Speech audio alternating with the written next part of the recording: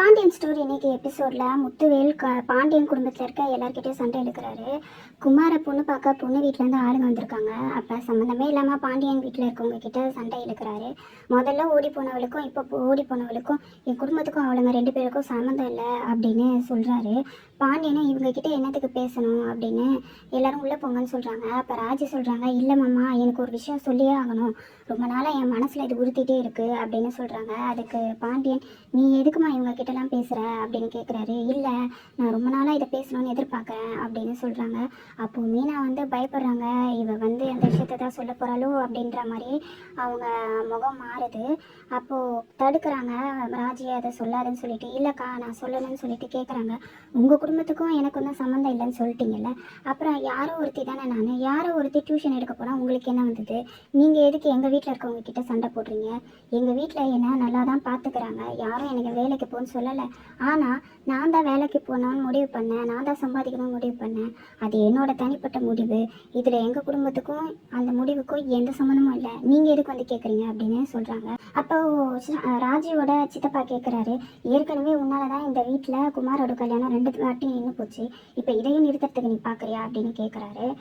இங்கே பாருங்கன்னா, நம்ம சோறு போட்டு வளர்த்தது இப்போ எதிர் வீட்டில் நின்று நம்மளை கத்திக்கிட்டு இருக்கு அப்படின்னு சொல்கிறாரு. அதுக்கப்புறம் பொம்பளை பிள்ளைங்க தான் வீட்டோட கௌரவத்தை காப்பாற்றும், ஆம்பளை பிள்ளைங்க தான் ஊதாரியாக தெரியும்னு சொல்லுவாங்க. ஆனால் இங்கே பொம்பளை பிள்ளை தான் வீட்டோட கௌரவத்தை கெடுக்குது, ஆனால் ஆம்பளை பிள்ளை தான் இதெல்லாம் கட்டி காப்பாற்றுறான் அப்படின்னு சொல்கிறாங்க.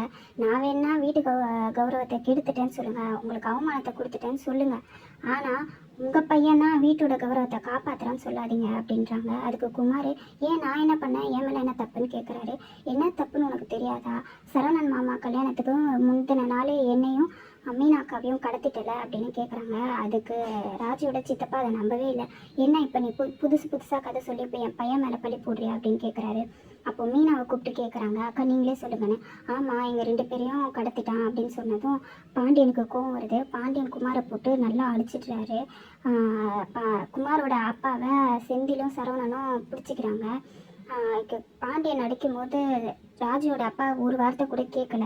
அதுக்கப்புறம் கத்திட்டு போயிடுறாங்க. அப்புறம் வீட்டில் இருந்து பாண்டியன் இல்லை விசாரிக்கிறாரு, நீங்கள் ஏன் இந்த விஷயத்தெல்லாம் என்கிட்ட நீங்கள் சொல்லலை அப்படின்னு கேட்டதுக்கு மீனா சொல்கிறாங்க, இல்லை மாமா, எனக்கு கல்யாணமும் பிரச்சனையில் தான் நடந்தது, ராஜிக்கும் கதிர்க்கும் கூட கல்யாணம் பிரச்சனையில் தான் நடந்தது. அவங்களோட எண்ணம் எதுனா எங்களை கடத்தி இந்த கல்யாணத்தில் பிரச்சனையை உருவாக்கணும்னு தான் பார்த்தாங்க. இந்த கல்யாணம் மாதிரி நிம்மதியாக நீங்கள் நினச்ச மாதிரி நடக்கணும்னு சொல்லிட்டு தான் நாங்கள் எதையுமே சொல்லிக்கல அப்படின்னு சொல்கிறாங்க. இனிமேலாவது நடந்தால் எங்ககிட்ட சொல்லுங்கள் அப்படின்னு பாண்டியன் சொல்கிறாரு. உங்களுக்கு புரியுதா இல்லையா அப்படின்னு. அப்போ கோமதி கேட்குறாங்க, உங்களை ஏதாவது அடைச்சி வச்சு குடும்பப்படுத்துகிறாங்களான்னு. ராஜி சொல்கிறாங்க, இல்லை அத்தை, எங்களை அப்படிலாம் எதுவும் பண்ணலை, எங்களை கடத்தினதுக்கப்புறம் அவங்களுக்கும் என்ன பண்ணணும்னு தெரியல, அவங்களோட அடியாளுக்கும் என்ன பண்ணணும்னு தெரியல, ரொம்ப பயந்துட்டாங்க, நாங்கள் எப்படியோ தப்பிச்சு வந்துட்டோம் அப்படின்னு சொல்கிறாங்க. கொஞ்சம் கொஞ்சமாக இப்படி பண்ணிகிட்டு இருந்தாங்க, பிரச்சனை கொடுத்துட்டு இருந்தாங்க, இப்போ பொண்ணுங்களை கடத்துகிற அளவுக்கு வந்துட்டாங்களா, இதை போலீஸில் போய் கம்ப்ளைண்ட் பண்ணலாம் அப்படின்னு செந்தில் சொல்கிறாரு. அதுக்கு கோமதி, வேணாம், போலீஸில் கம்ப்ளைண்ட் பண்ணால் கோர்ட்டு கேஸுன்னு சொல்லிட்டு மீனாவையும் ராஜையும் தான் கஷ்டப்படுத்துவாங்க, இதை இப்படியே விடுங்க, இன்னொரு வாட்டி நடந்தால் பார்த்துக்கலாம் அப்படின்னு சொல்லிட்டு முடிச்சிடுறாங்க.